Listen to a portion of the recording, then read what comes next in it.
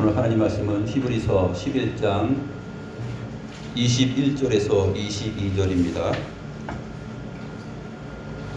히브리서 11장 21절로 22절 말씀 보겠습니다.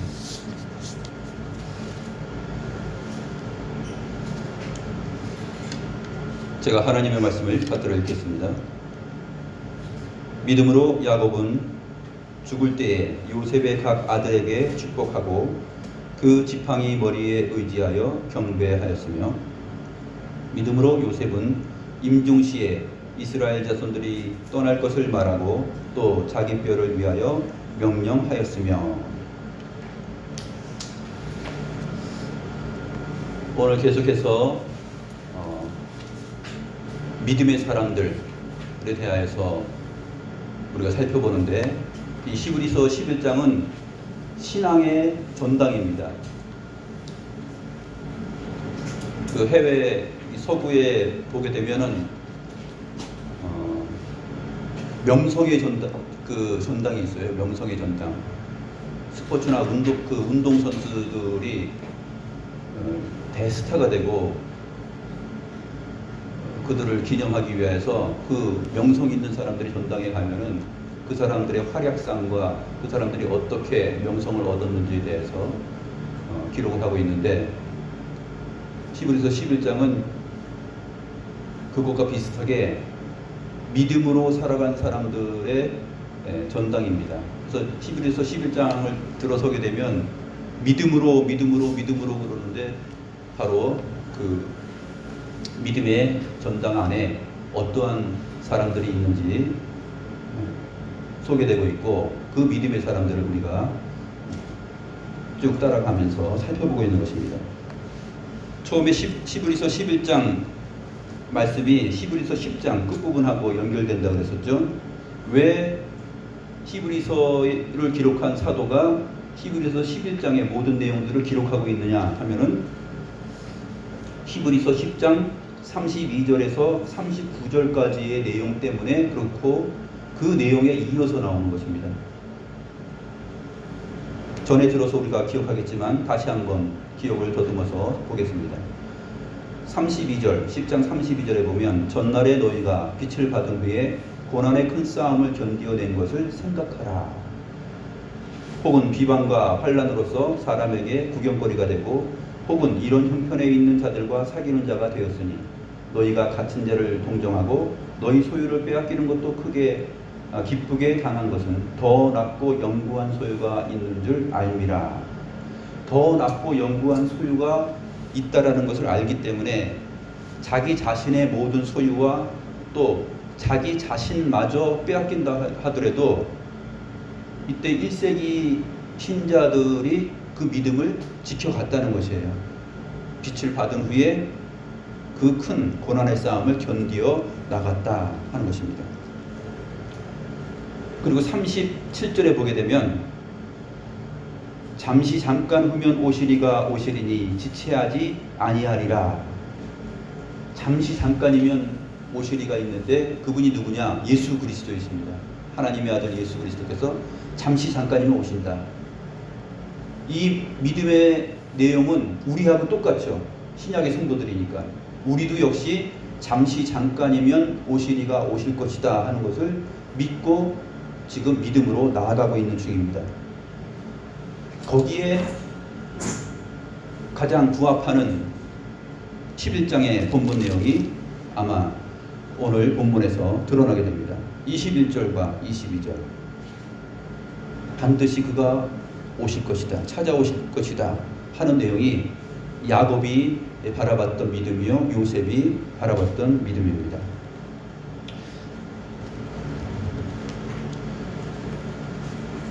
우리도 곧 이 험악한 시대 속에 살면서 그리스도인으로서의 믿음을 지키고 인내와 고난을 당하면서 믿음의 경주를 합니다. 그리고 언젠간 우리가 죽어가겠죠. 근데 죽음을 앞둔 상태에서, 죽음이 임박한 상태에서 소망을 발휘할 수 있다라는 것은 기독 신자에게만 있는 특권입니다. 사람이 자기가 죽을 날이 다가오고 내가 이제 죽는구나 했을 때는 믿음이 없으면 망감이 교차하겠죠. 그리고 소망을 가질 수가 없습니다. 왜냐하면 하나님과 믿음이 없는 사람들은 사람을 한번 태어나서 그냥 죽으면 누구나 다 그렇게 가는 건데 뭐 하면서 빈손으로 왔다 빈손으로 가는 것이다, 그렇게 생각하고 있기 때문에 그렇습니다. 그런데 하나님을 믿는 믿음 안에서 사는 우리들은 그렇지 않죠.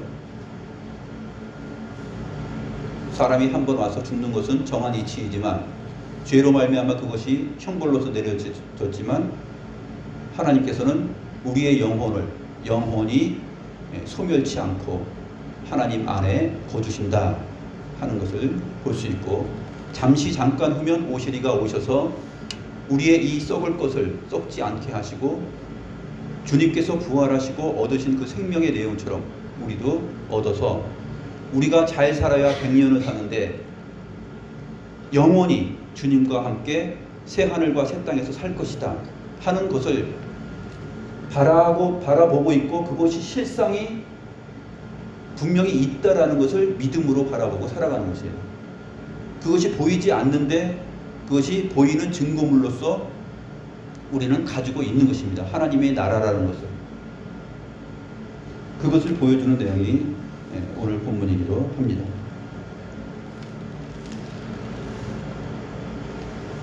21절 보면 믿음으로 야곱은 죽을 때에 이렇게 시작하고 있고, 22절도 믿음으로 요셉은 임종시에, 죽을 때에 임종시에, 같은 내용입니다. 야곱이 130세에 이집트에 들어갑니다. 130세에 이집트로 들어가서 17년 동안 이집트에서 살다가 147세에 죽어요.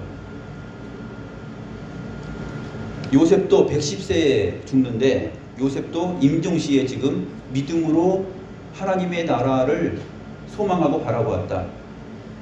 썩지 않고 더럽지 않고 쇠하지 않는 하나님의 나라, 하나님께서 직접 계획하시고 준비하신 그것을 바라봤다 하는 것이 오늘의 내용입니다. 그 내용의 깊이는 굉장히 구속사적이고 큽니다. 그리스도 안에서 이루어지는 하나님의 나라의 완성에 대한 모든 내용이에요. 그것을 아브라함도 바라봤고 이삭도 바라봤고 야곱도 바라봤고 요셉도 바라보았다 하는 것입니다. 그것이 이 가나안 땅이 갖고 있는 성경적 구속사적 하나님 나라에 대한 대망이에요. 그렇기 때문에 그것이 물리적으로 지역적으로 가나안 땅에 들어가는 것을 우리가 소망하는 것이 아니라 우리는 하늘에 있는 하나님의 도성, 그것을 바라보는 것이죠. 하나님께서 우리를 찾아오셔서 우리에게 가져다 줄 내용, 영원한 생명과 그 다음에 복, 그리고 새 하늘과 새 땅, 그것이 이제 1세기 기독 신자에게도 설명된 것이고 오늘 우리에게도 설명되는 것입니다. 이든이가 굉장히 잘 아는 내용인 것처럼 이렇게 감동을 받고 있는 것 같아요. 21절 보겠습니다. 믿음으로 야곱은 죽을 때 요셉의 각 아들에게 축복하였다. 요셉의 각 아들이 누구냐 하면은 인간적인 순서로 보면 므낫세가 먼저 났죠. 므낫세와 에브라임인데 성경은 그것을 므낫세 에브라임이라고 기록하지 않고 의도적으로 에브라임과 므낫세라고 기록합니다. 그래서 에브라임과 므낫세를 나눴죠. 그들에게 이제 축복하는 내용이 나옵니다. 야곱이 이제 고센 땅에서 17년을 살고 생활하면서 야곱의 가족들이 많이 번성했습니다. 성경 사도행전 7장 14절을 보게 되면 75명이 그 야곱과 그의 친족들이 이집트로 갔습니다. 그런데 창세기의 표현을 보게 되면 66명으로 되어 있죠. 창세기 49장에 보게 되면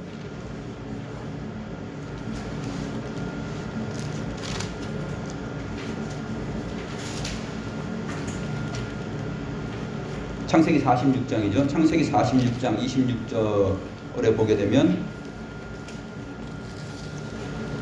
야곱과 함께 애굽에 들어간 자는 야곱의 며느리들 외에 66명이니 이렇게 되어 있습니다. 66명인데 야곱의 며느리들 외에 그렇기 때문에 다 포함하면 75명 정도 된 것으로 생각할 수 있죠. 사도행전의 증거와 이게 충돌되는 것이 아닙니다. 사도행전은 그런 것까지도 다 포함해서 75명 이렇게 언급했던 것이죠.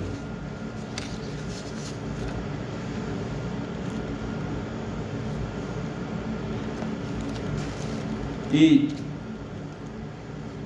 야곱이 죽을 때에 이 요셉의 각 아들에게 축복을 합니다. 그 축복하는 내용이 오늘 본문에 나오고 있는데 히브리서는 두 가지 사건을 좀 순서를 바꿔서 설명을 합니다.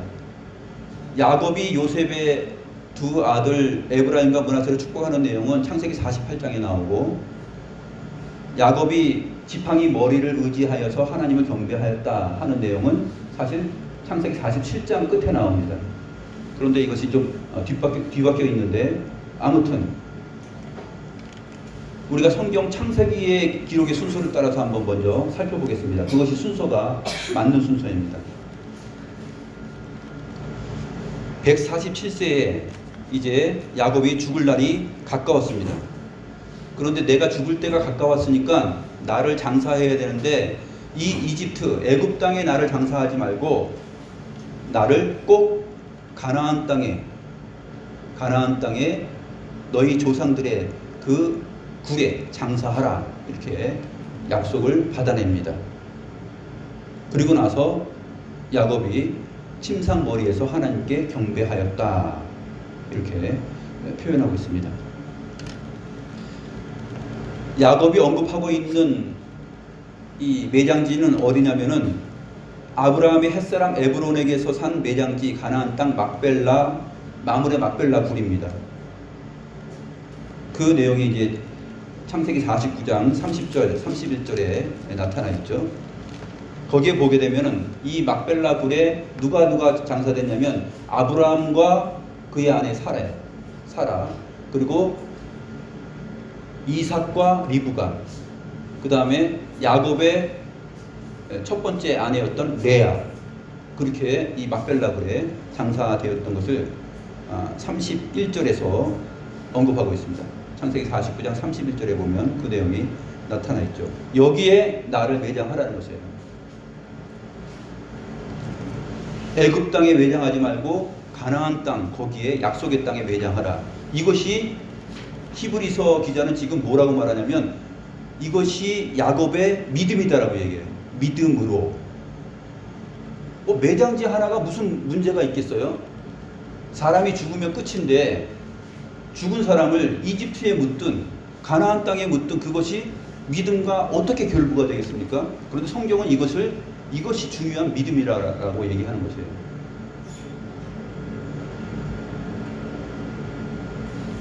왜냐하면 야곱이 그때 이집트와 전 중동 지역에 기근이 심하게 왔을 때, 다 굶어 죽게 됐을 때, 그때 요셉이 팔려가게 되고, 요셉이 팔려간 이후에 그 일이 일어났고, 그 다음에 야곱과 가족들이 다 가죠. 130세에 갑니다. 그때 애굽으로 가기 전에 하나님께서 나타나셔서 말씀하신 내용이 있어요. 그것이 창세기 46장입니다. 여러분들에게 나눠드린 성경 구절 보시면 창세기 46장 2절에서 4절 내용 보게 되면은 하나님께서 밤중에 이상 중에 나타나셔서 말씀하십니다. 하나님이 나는 하나님이라, 내 아버지의 하나님이니 애굽으로 내려가기를 두려워하지 말라. 내가 거기서 너로 큰 민족을 이루게 하리라. 내가 너와 함께 애굽으로 내려가겠고 반드시 너를 인도하여 다시 올라올 것이며 요셉이 그의 손으로 내 눈을 감기리라. 이렇게 하나님께서 떠나기 전에, 이집트로 들어가기 전에 말씀하신 내용에 근거하고 있는 것입니다. 이 야곱은 이삭에게도 들었고 아브라함에게도 말씀하신 그 내용들을 다 들은 것이에요. 아브라함에게 창세기 15장 13절에서 말씀하셨죠. 가나안 땅에 너희가 4대 종살이를 하겠고 4대 만에 나올 것이다. 그것을 아브라함 때부터 말씀하셨던 내용입니다. 그것이 이제 이루어지는 시기였던 것이죠. 하나님께서 내가 너와 함께 애굽으로 내려가겠고 반드시 너를 인도하여 다시 올라올 것이다. 그렇기 때문에 이 약속을 바라보고 야곱은 나를 이집트에 매장하지 말라는 것이에요. 하나님께서 나와 함께 이 이집트를 출애굽하여서 약속의 땅에 들어갈 것이기 때문에 그렇다 하는 이 믿음이 있었던 것입니다. 그런데 출애굽기를 보게 되면은 이스라엘 백성들이 어떠한 그 상황에 도달하게 되냐면 홍해 앞에 도달했을 때 뭐라고 말하는지 아세요? 홍해 앞에 도달했을 때 뒤에는 애굽 군대가 쫓아옵니다. 앞에는 홍해가 가로막혀 있죠. 그때 이스라엘 백성들이 하는 말이 기가 막힌 표현을 합니다. 우리가 죽어서 매장할 땅이 없어서 매장지가 없어서 우리를 이곳으로 인도해서 광야에 우리를 죽게 하려고 데려왔냐 그 얘기를 합니다. 우리에게 매장지가 없어서. 그러니까 이것이 얼마나 믿음이 없는 것이에요. 야곱과 요셉과 함께 생각했을 때 이것이 믿음 없음이에요. 하나님의 언약과 약속, 반드시 내가 너와 함께 내려가서 너를 이끌고 나올 것이다. 또 아브라함에게도 4대 만에 출애굽을 할 것이다. 근데 이스라엘 백성들은 모세를 통하여서 출애굽했는데 하고서 얼마 되지 않아서 홍해 앞에 섰을 때 애굽에 우리의 매장지가 없어서 우리를 광야에서 죽게 하려고 이렇게 나왔느냐. 아주 인간적인 생각이죠. 믿음이 하나도 없습니다. 여기서 기독신자가 바라보는 삶과 죽음, 생명, 영원, 그 다음에 복, 이 모든 것들을 우리가 종합적으로 생각할 수가 있어요. 오늘 이 야곱과 요셉이 바라본 임종시에 죽을 때 바라본 이 믿음의 내용이 바로 기독신자가 살아가면서 인생이란 무엇인가, 또 죽게 되는데 죽음 앞에서 우리는 어떠한 자세로 죽음을 받아들이는가, 하나님께서 이루실 영원한 도성이 있고 이 썩을 것이 썩지 않고 주님께서 오시면은 데살로니가에 있고 고린도전서 15장에 나타나 있는 것처럼 이 썩을 것이 썩지 않고 호령과 천사로 주님께서 구름을 타고 오시면 천사장의 나팔소리와 함께 주님의 음성을 듣고 죽은 자들이 먼저 일어날 것이다. 잠자는 자들이 먼저 일어난다 라는 것을 말하고 있습니다.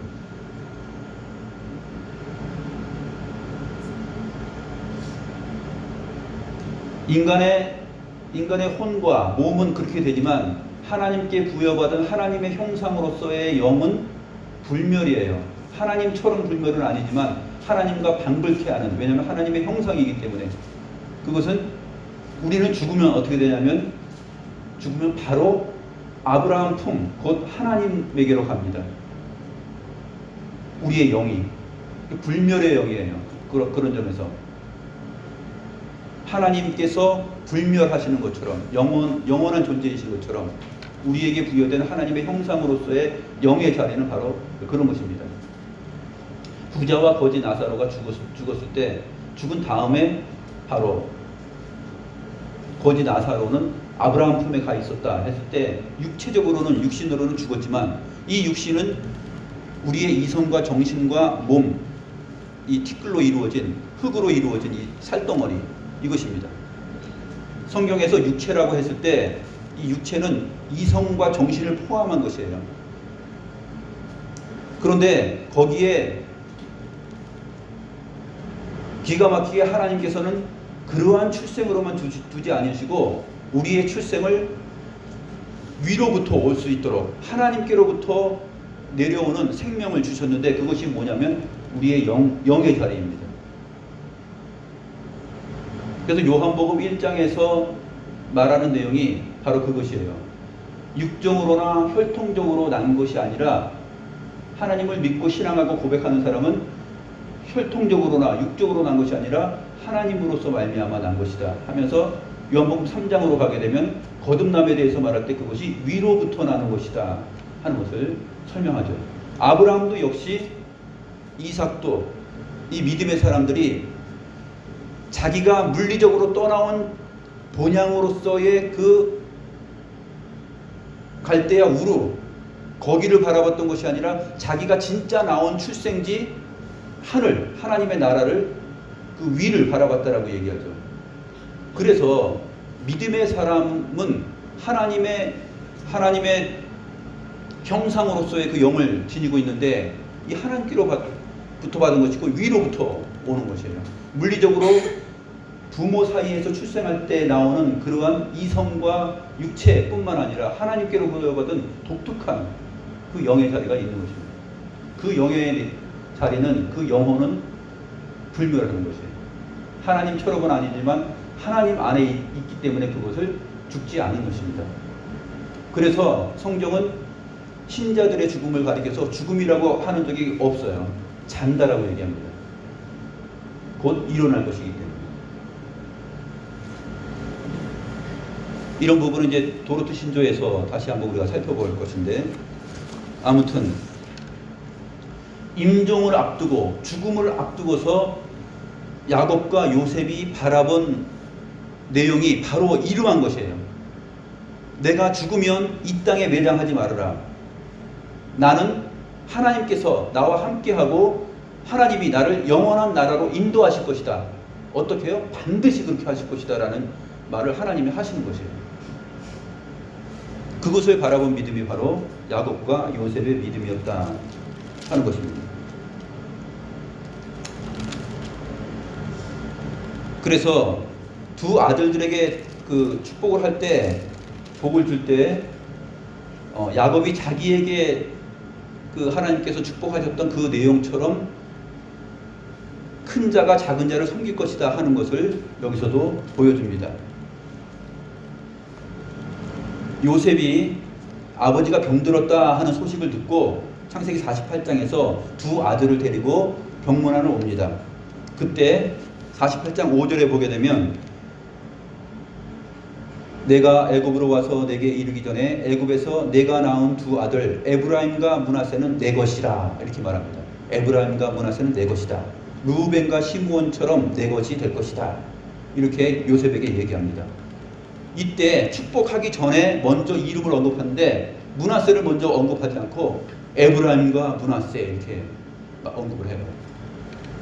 그리고 나서 이제 축복을 받는 내용이 나옵니다. 그들을 데리고 이제 앞으로 나오라 그럽니다. 9절에 그렇게 되어 있죠. 9절 끝에 보면. 그리고 나서 이 야곱도 역시 눈이 나이가 많았기 때문에 어두워졌다. 야곱도 이삭처럼 눈이 어두워진 것이죠. 잘 보지 못하고 알아보지 못합니다. 그때 요셉이 자기의 두 아들을 데리고 나가는데 야곱의 오른손에 축복을 받을 수 있도록 므낫세를 야곱의 오른손을 향하여서 가게 되고 야곱의 왼손 쪽으로는 에브라임을 가게 합니다.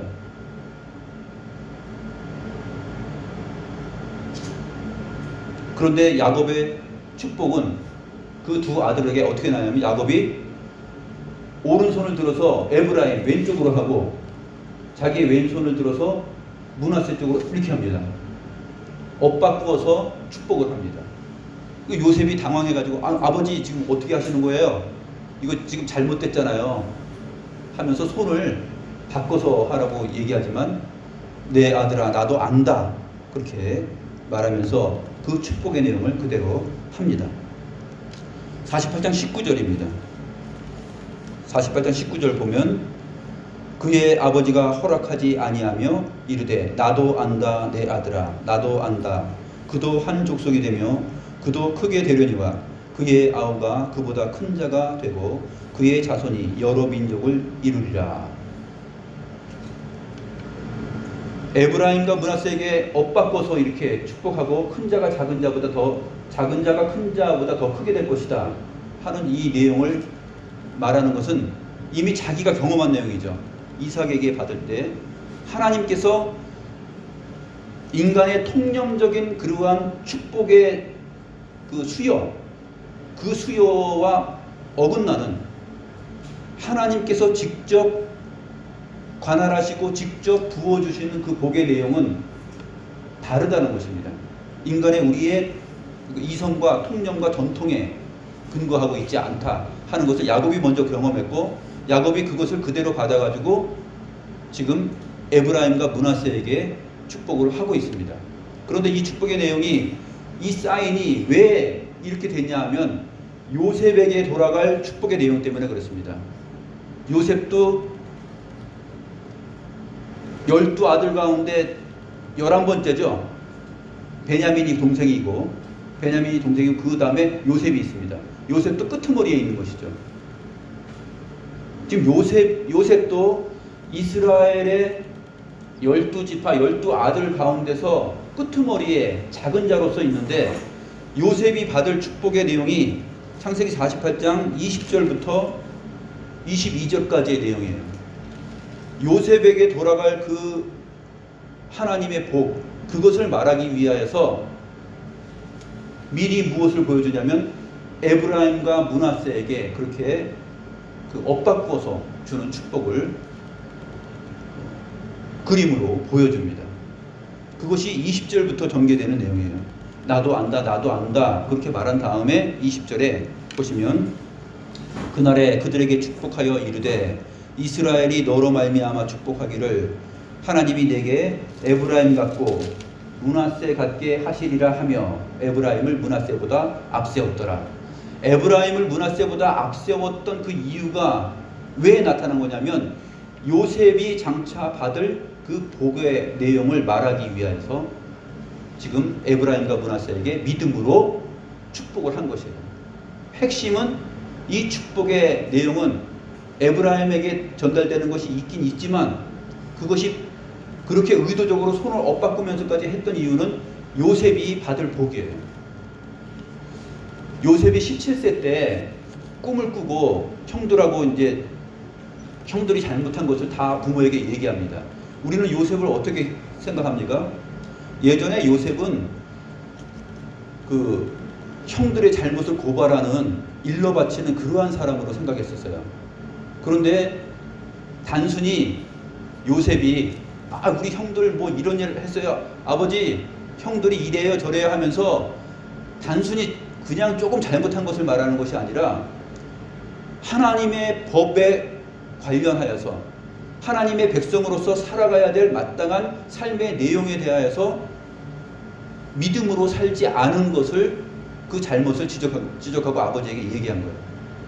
그래서 미움을 받은 이유가 단순히 그냥 우리가 살아가면서 형제 사이에서 뭐 하나 조금 잘못한 것을 고발하는 것이 아니라 요셉은 그렇게 믿음으로 살아갔던 사람이에요.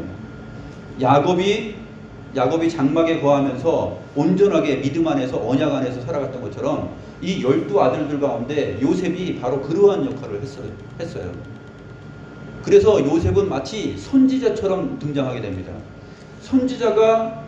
선지자됨의 증거가 구약 성경에 어떻게 나타나냐면 하나님의 음성을 직접 듣기도 하고 그 다음에 꿈으로 보여주기도 합니다.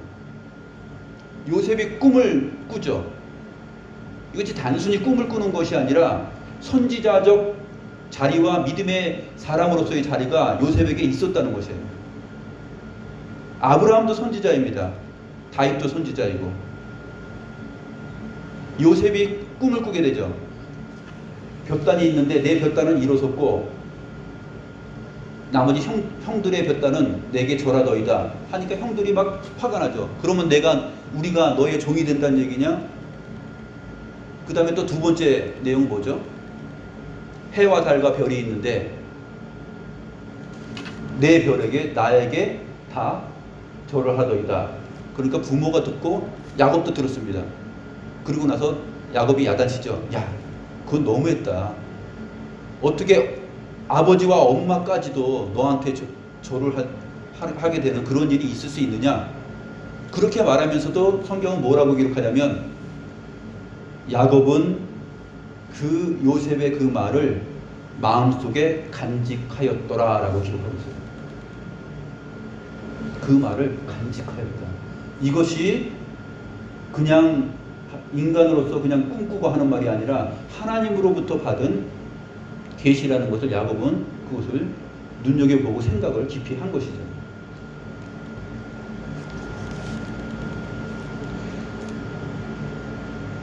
그래서 이 하나님의 언약과 약속을 따라서 요셉이 그의 생애 가운데서 이집트로 팔려가게 되고 거기서 한 90년 가까이 사는 것이죠. 17살 때 그 형제들을 만나가지고 나갔다가 팔려서 갔으니까 보통 17살이나 18 그때쯤에 아마 이집트에 갔을 거예요. 이집트에 가서 쭉 생활하면서 언제 죽습니까? 110세에 죽으니까 거의 90년 이상을 이집트에서 사는 것입니다.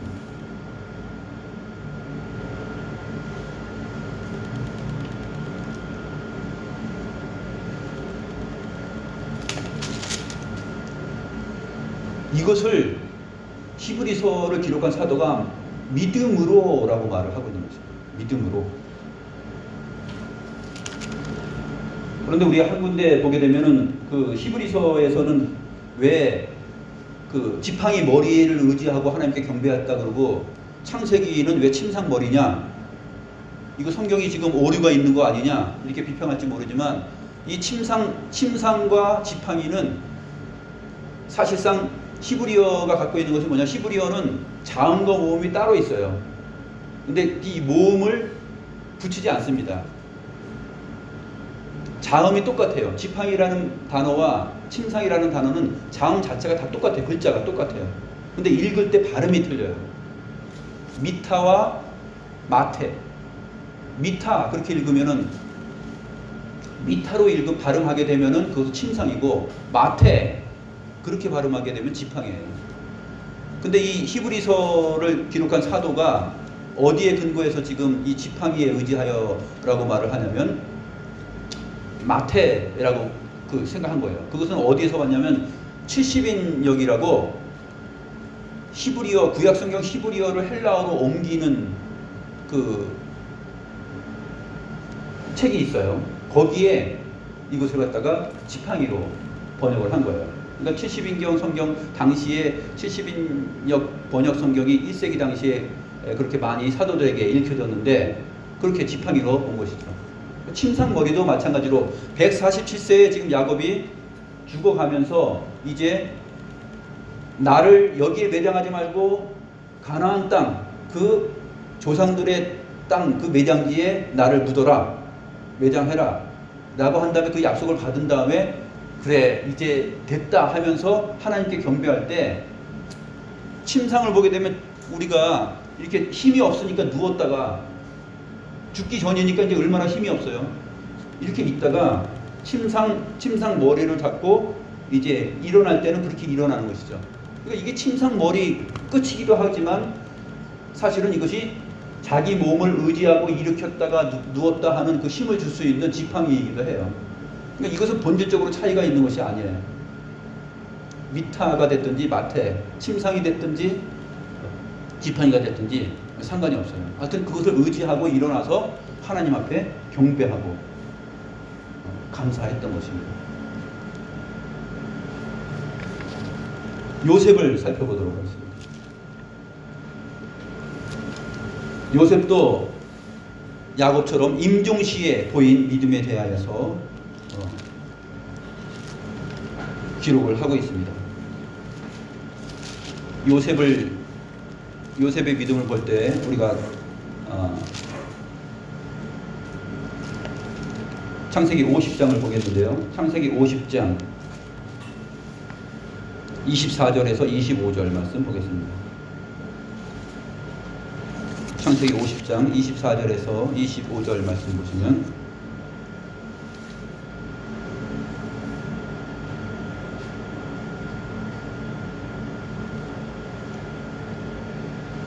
요셉이 그의 형제들에게 이르되 나는 죽을 것이나 하나님이 당신들을 돌보시고 당신들을 이 땅에서 인도하여 내사 아브라함과 이삭과 야곱에게 맹세하신 땅에 이르게 하시리라.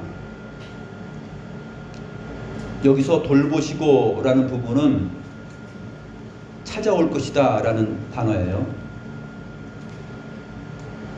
파카드라는 단어인데 여기서 이제 그 찾아오다라는 부분을 여기서 그냥 돌보시고라고 이렇게 우리말로 의역이 되어 있습니다. 25절도 마찬가지예요.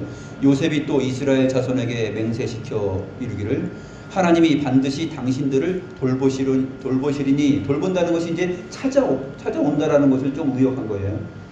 당신들은 여기서 내 해골을 메고 올라가겠다 하라. 여기에 나를 해골로 내버려 두지 말고 내 해골을 메고 내가 죽더라도 하나님께서 약속하신 것이 있기 때문에 나의 매장지, 내가 갈 본향은 어디냐면 가나안 땅이라는 것이에요. 내가 갈 본향을 지금 얘기하는 것입니다. 이것이 출애굽기 13장 19절에 잘 번역이 되어 있는데 출애굽기 13장 19절을 보면 모세가 이렇게 기록하고 있습니다. 모세가 요셉의 유고를 가졌으니 이는 요셉이 이스라엘 자손으로 단단히 맹세하게 하여 이르기를 하나님이 반드시 너희를 찾아오시리니. 같은 단어예요. 근데 이 출애굽기 13장 19절을 번역하신 분이 잘 번역을 했어요. 하나님이 반드시 너희를 찾아오시리니. 파코드, 이프코드에도 파카드라는 걸 갖다가 두 번 반복함으로 인해서 반드시가 강조가 된 거죠. 찾아오는데 어떠냐? 파코드, 이프코드 반드시 찾아가고 찾아간다라는 것인데 이것이 꼭 반드시 찾아간다는 거예요. 야곱이 이집트로 갈 때에도 반드시 내가 너를 데리고 올라갈 것이다 이렇게 말했죠.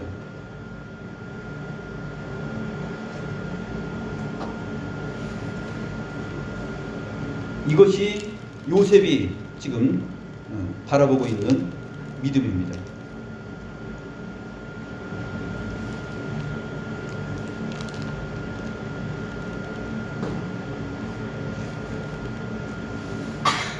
여호수아 24장 32절에도 보게 되면은 요셉의 뼈를 세겜에 장사함으로 요셉이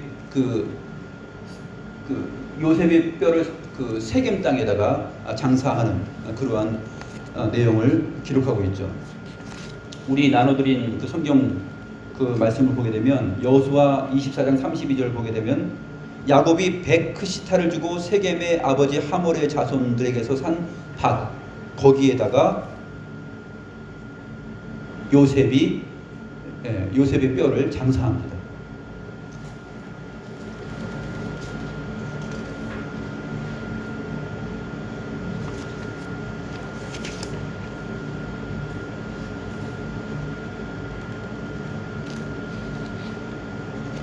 요한복음 4장 5절 6절도 보죠. 나눠드린 내용 가운데 왼쪽 밑에서 두 번째 보면 사마리아에 있는 수가라 하는 동네에 이르니 야곱이 그 아들 요셉에게 준 땅이 가깝고, 예수님께서 사마리아 수가성 여인을 만나서 영원한 그 생명의 물에 대하여서 목마르지 않을 것이다 라는 얘기를 할 때 그때 이 수가라 하는 동네가 야곱이 그 아들 요셉에게 준 땅입니다. 근데 베크시타에 샀던 땅과 그 다음에 돈을 주고 산 밭, 그것은 장막을 쳤던 것이고, 나머지 내용은 요셉에게 야곱이 어떻게 설명하냐면 내가 활과 창으로 빼앗은 것이다, 그렇게 표현하는 내용이 창세기 본문에 나타나게 됩니다. 창세기 본문 48장 22절에 보게 되면 요셉에게 축복하면서 내가 네게 내 형제보다 세겜 땅을 더 주었나니 이는 내가 내 칼과 활로 아모리 족속의 손에서 빼앗은 것이니라. 베크시타에 산 땅, 그 장막을 중심으로 한 그 돈 주고 산 땅 말고 또 세겜 땅에 더 넓은 땅이 있어요. 그것이 뭐냐면 내가 내 칼과 활로 아모리 족속의 손으로부터 빼앗은 거예요. 그것까지 요셉에게 준다라고 얘기합니다. 에브라임과 므낫세보다 야곱이 앞세워서 요셉을 축복하는 내용이 바로 그것인데, 48장 21절에 이스라엘이 요셉에게 또 이르되 나는 주구나 하나님이 너희와 함께 계시사 너희를 인도하여 너희 조상의 땅으로 돌아가게 하시려니와 하면서 세겜 땅을 요셉에게 주는 축복의 내용이 나옵니다. 이러한 내용에 의지하여서 요셉도 역시 믿음으로 임종시에 자기의 믿음을 보이고 살았던 것을 우리가 알 수 있습니다.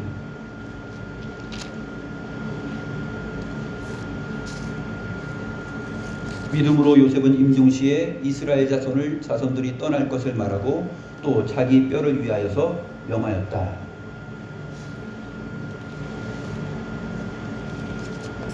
그 출애굽할 때 이스라엘 백성들이 요셉의 뼈를 그 해골을 가지고서 출애굽합니다. 이것이 믿음이에요.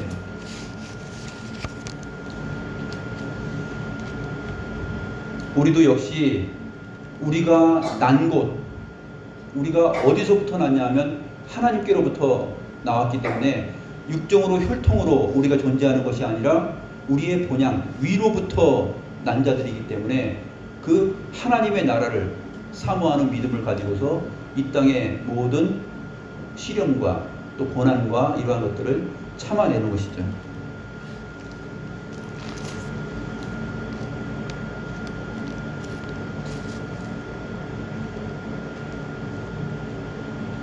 믿음으로 우리가 갇힌 자를 동정하기도 하고 우리의 소유를 빼앗기는 것도 기쁘게 맞이하고 믿음으로 기독 신자로서의 이렇게 살아가는 이유는 더 낫고 영구한 소유, 그 하나님께 속한 소유가 있기 때문에 그렇다 하는 것을 우리에게 말하기 위하여서 이 히브리서 사도는 11장의 믿음의 사람들을 언급하고 있습니다. 기도하시겠습니다.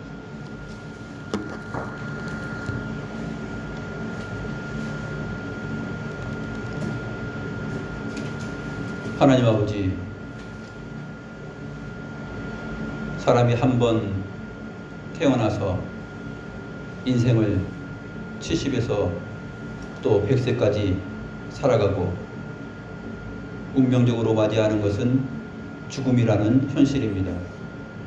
모두가 다 아담의 범죄로 말미암아 죄 가운데 이르고 죄의 삭수로서 사망을 맞이합니다. 이 죽음의 자리를 우리가 어떻게 맞이하며 어떻게 대할 것인지는 성경 말씀을 통해서만 우리가 소망을 가질 수가 있습니다. 모든 사람이 죽어가는 것처럼 죽어가는 것이 아니라 또 모든 사람이 태어난 것처럼 우리가 태어난 것도 아니라는 것을 배웁니다. 하나님, 우리가 부모를 통하여서 물리적으로 태어난 것을 우리의 태어남이라 여기지 않고 위로부터 난 자들이라는 것을 기억하고 또 우리가 죽으면 그 우리의 본향 나온 것 그 위로부터의 소망을 가지고 하나님 나라에 올라간다는 것을 저희들이 믿음으로 바라봅니다. 그렇기 때문에 이 땅에 살면서 우리에게 주어진 70년, 80년 그러한 인생에 얽매이지 않고 영원한 생명을 누리고 간직하고 사는 자처럼 보이지 않는 것을 증거물로 가지고 있는 것처럼 바라는 것들의 실상을 소유한 것처럼 우리가 살아갑니다. 하나님, 저희들에게 이 믿음을 더욱더 말씀을 통하여 굳건하게 주시옵고 이 세상 가운데 기독 신자로서 살아갈 때 맞이하는 상황적인 모든 어려움 속에서 우리의 믿음을 잃지 않고 용기를 내고 소망을 가지고 힘있게 살아갈 수 있도록 저희들을 지켜주시고 보호하여 주시옵소서. 하나님께 감사함을 드리옵고 살아계신 주 예수 그리스도의 이름으로 기도드리옵나이다. 아멘.